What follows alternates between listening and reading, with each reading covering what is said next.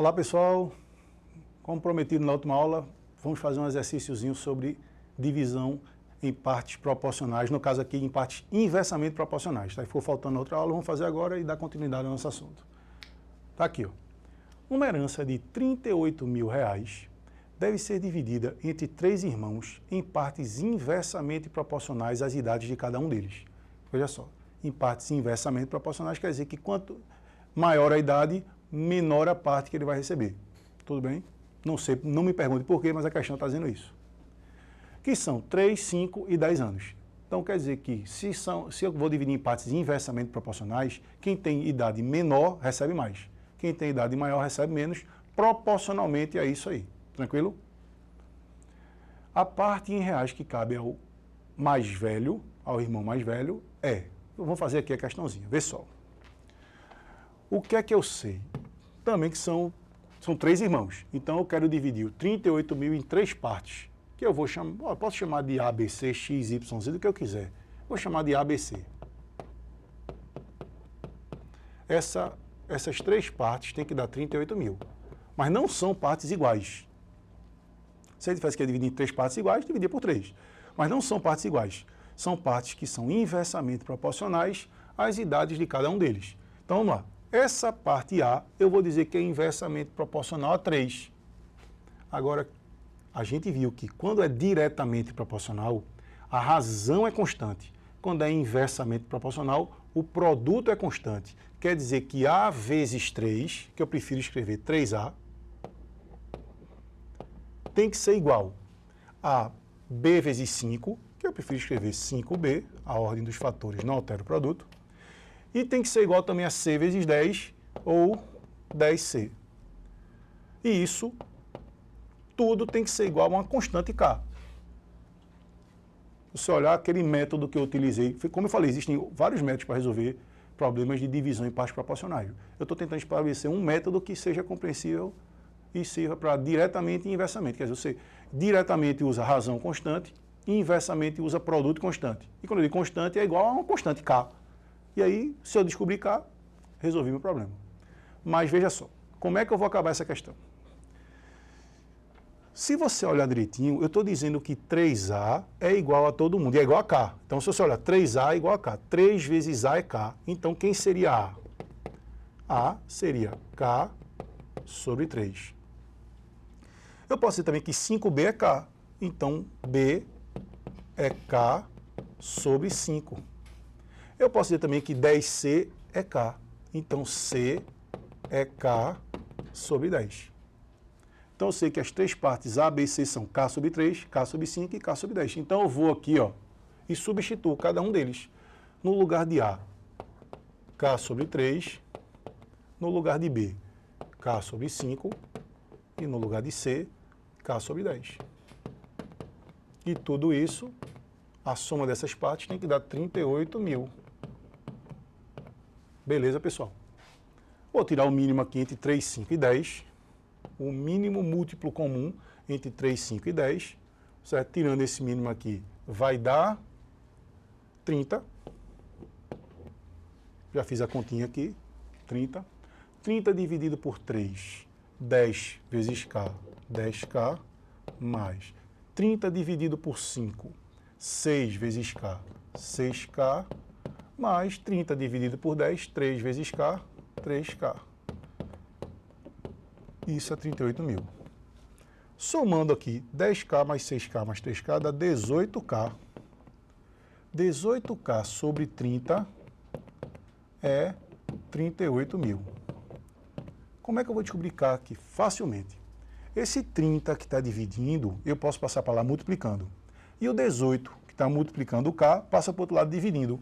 Então, eu posso dizer que K é 38 mil vezes 30 sobre 18 não, pessoal. Agora, rapidinho. De onde vocês devem estar dizendo, de onde foi que o Fabiano tirou esse 18?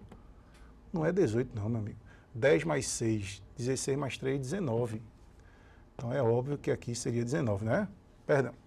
Então, esse 19 passaria dividindo. Uma coisa, tem que prestar atenção, né? Vamos lá. Simplificando aqui, eu vou, ao invés de multiplicar 38 mil por 30 para depois dividir por 19, eu já vou fazer isso aqui, ó. Eu já vou fazer essa divisão de 38 mil por 19. Porque 38 por 19 dá 2, então isso aqui vai dar 2 mil. Então essa divisãozinha aqui dá 2 mil. Então 2 mil vezes 30, eu descubro que K vale 60 mil. 2 mil vezes 30. Mas no momento que eu descobrir K, eu posso descobrir quem é A, B ou C. À vontade aqui. Eu quero a parte que cabe ao mais velho. O mais velho é o que tem 10 anos. A parte que cabe a ele é C. Então quem é C? É K, 60 mil, dividido por 10. 6 mil.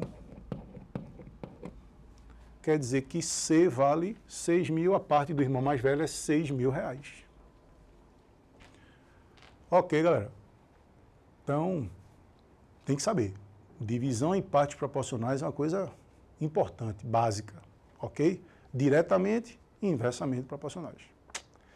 Vamos lá, dar continuidade aqui ao nosso assunto. Próximo tópico nosso será regra de 3. Meu amigo, esse é outro assunto que muita gente faz questão pra caramba, mas de vez em quando o cara cai numa besteirinha. Regra de 3 é um assunto básico, principalmente quando é uma regra de 3 simples e diretamente proporcional. Aí o cara faz de olho fechado. Mas existem probleminhas de regra de 3 que complicam um pouco a vida dos alunos, certo? E outra coisa, a teoria de regra de 3, eu costumo até brincar, de que é feito andar de bicicleta. É melhor o cara tentá-lo, aprender fazendo. Então vamos pegar exemplos e mostrar a teoria dentro do exemplo de regra de 3, tranquilo? Então vou pegar um exemplozinho aqui bem simples, para começar. Diz o seguinte: sabendo que em uma fábrica de imóveis é preciso 4 trabalhadores para fazer 10 peças por dia, então vê só, nessa fábrica, a gente sabe que 4 trabalhadores, então vamos lá, trabalhadores, abreviando, 4 conseguem fazer peças por dia,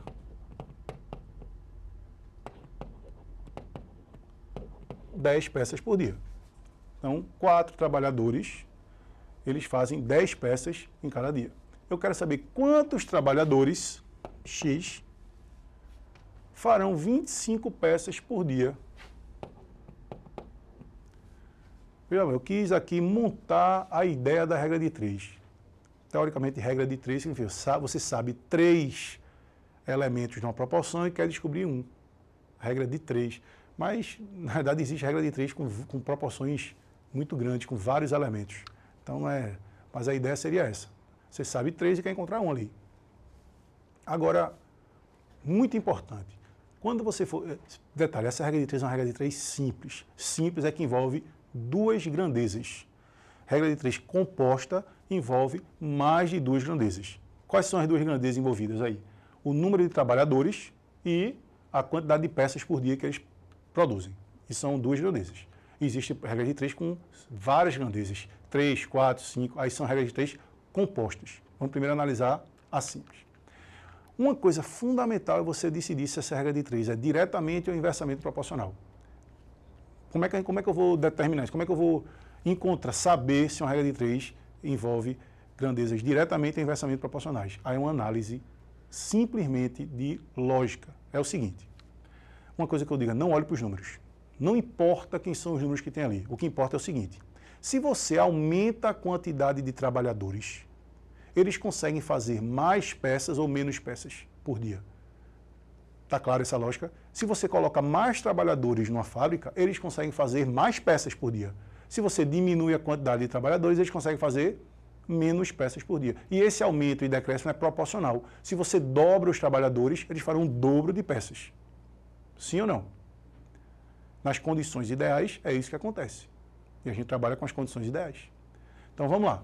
Eu acabei de ver o seguinte, que trabalhador e peça são diretamente proporcionais. Eu vou introduzir só a ideia da setinha. Tem uma história da setinha que muita gente tem uma dificuldade terrível. É o seguinte, você vai onde tem a variável que você quer, no caso, descobrir aqui que é o X, e coloca uma seta nesta grandeza, no trabalho. Você escolhe essa seta, não importa, para cima ou para baixo. A primeira seta tem que ser na variável e para o sentido que você quiser. Eu vou colocar para cima.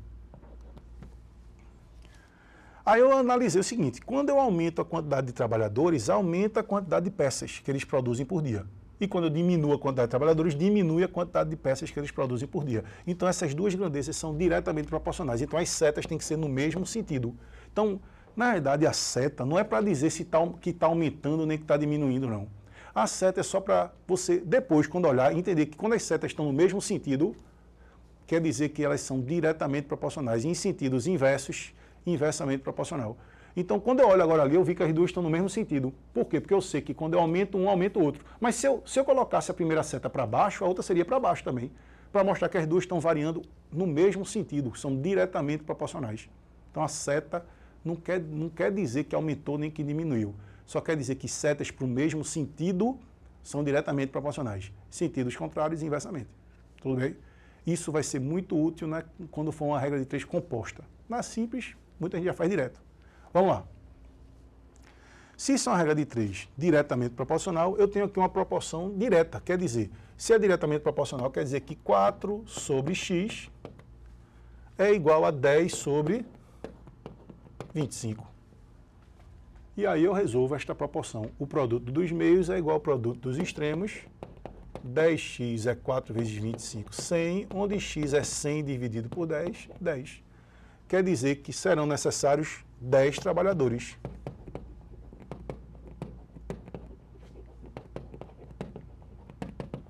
Para fazer 25 peças por dia. Quer dizer, como eu disse, um exemplo inicial só para a gente introduzir essa ideia da setinha, do que é diretamente, do que é inversamente, para montar a ideia da regra de 3. Tranquilo? Vamos lá. Outro exemplo. Bem simplesinho. Também. Em uma indústria, 6 operários concluem uma obra em 15 dias. Então, vamos lá. Eu tenho operários, 6 operários concluem uma obra em 15 dias. 15 dias. Quantos operários concluirão a obra em 10 dias? Vamos analisar agora. Pessoal, pense comigo. Se você coloca mais operários, eles vão fazer aquela obra em mais tempo ou menos tempo? Quanto mais gente estiver trabalhando, eles vão demorar menos tempo. Tranquilo ou não? Quanto mais operários fazem uma obra, aquela obra vai diminuir o tempo. Então, quanto mais operários, menor o tempo para a conclusão da obra. Quanto menos operários você coloca, demora mais para fazer. Então, essas grandezas são inversamente proporcionais. Quando você dobra a quantidade de trabalhadores, eles fazem aquela obra na metade do tempo. Claro que, mais uma vez, dizendo que isso seria nas condições ideais. Tudo bem? Então, o que é que eu estou querendo dizer? Que se você colocar uma setinha nos operários, não importa para onde é. Pode ser para cima, não importa. Eu vou colocar para cima. A setinha você coloca sempre na variável e não importa a primeira seta qual o sentido. Agora, eu analisei que quando eu aumento a quantidade de operários, diminui a quantidade de dias. Se eu diminuir a quantidade de operários, eu vou demorar mais dias para concluir essa obra. Então, eu acabei de ver que elas são inversamente proporcionais. Beleza? Então, quanto mais operários, menos dias. Quer dizer, vão fazer essa obra mais rápido, e mais operários, vão demorar menos dias para acabar. Se você colocar menos operários, vai demorar mais dias. Então, como é inversamente proporcional, eu faço o seguinte. Eu coloco a razão 6 sobre x é igual a eu inverto. Em vez de escrever 10 sobre 15, eu escrevo 15 sobre 10.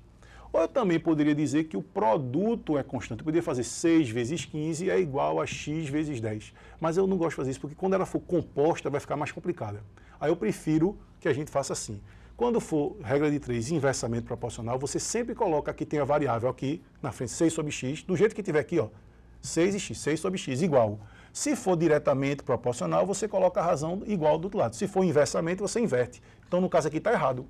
Quando eu coloquei 15 sobre 10, seria verdadeiro se fosse uma grandeza diretamente proporcional, mas é inversamente. Então, o que é que eu vou ter que fazer aqui? Então, isso aqui está errado. Ó. Isso é o erro mais comum do mundo. Então, é bom ter chamado a atenção para isso. Então, aqui vai ficar 10 sobre 15, porque essas grandezas são inversamente proporcionais. Então, eu tenho que inverter do outro lado. Então, fazendo essa continha, vai ficar 10x igual a 6 vezes 15, 90. Então, x, 9. Então, 9 operários. Beleza, pessoal? Muito bem. Na próxima aula, aí eu vou mostrar como é que nós vamos resolver regras de 3 compostas. Que aí tem que ter um pouco mais de atenção, mas sempre, né, baseado nessa ideia das setinhas e nas ideias que quando for diretamente proporcional, razão constante. Quando for inversamente, você inverte a razão. Tranquilo? Um abraço. Até a próxima.